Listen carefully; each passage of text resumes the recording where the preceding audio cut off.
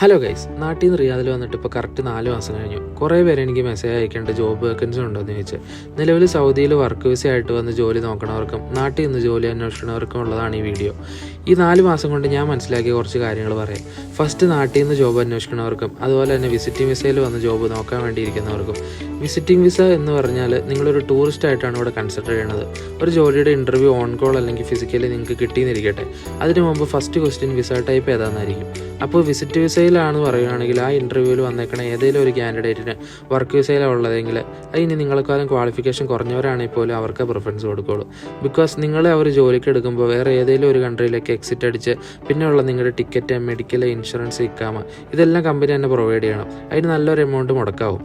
നേരെ തിരിച്ച് വർക്ക് വിസയിലുള്ള ആളാണെങ്കിൽ നിലവിലുള്ള വിസ കമ്പനി വിസയിലോട്ട് ട്രാൻസ്ഫർ ചെയ്തെടുക്കാൻ പറ്റും.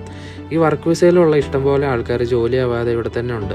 പിന്നെ അങ്ങനെയുള്ളപ്പോൾ why should we choose you എന്നൊരു ക്വസ്റ്റ്യൻ മാത്രമാണ് അവരുടെ മനസ്സിലേക്ക് മുമ്പിൽ വരുള്ളൂ.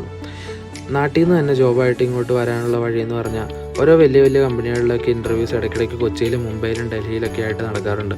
അപ്പോൾ അത് കണ്ടറിഞ്ഞ് പോയി അറ്റൻഡ് ചെയ്ത് അതിന് റെഡി ആവുകയാണെങ്കിൽ മെഡിക്കലിൻ്റെ ചെറിയൊരു എമൗണ്ട് മാത്രമേ നമുക്ക് മുടക്കാവുള്ളൂ. ബാക്കിയെല്ലാം കമ്പനി നോക്കുകയുള്ളൂ. അടുത്തത്, വർക്ക് വിസ എടുത്ത് സൗദിയിലേക്ക് വരാതിരിക്കുന്നവർക്ക് നല്ലൊരു ബാക്ക് സപ്പോർട്ട് ഇല്ലാതെ ഇങ്ങോട്ട് കയറി വന്നാൽ ഒരു ജോബ് കിട്ടാൻ നല്ല ബുദ്ധിമുട്ടാണ്. ഓൺലൈൻ പ്ലാറ്റ്ഫോം വഴിയൊന്നും ആർക്കും തന്നെ ഒരു റെസ്പോൺസും ഇല്ല. അപ്പോൾ CV ഡ്രോപ്പിംഗ്, പിന്നെ സോഷ്യൽ മീഡിയ വഴിയും അല്ലാതെ നിങ്ങൾ കാണുന്ന ഓരോരുത്തരോടും പരിചയപ്പെട്ടും അവരൊക്കെ വർക്ക് ചെയ്യുന്നിടത്ത് എന്തെങ്കിലും ഓപ്പണിങ്സ് ഉണ്ടോ എന്നൊക്കെ ചോദിച്ചും അങ്ങനെയൊക്കെ തന്നെയാണ്.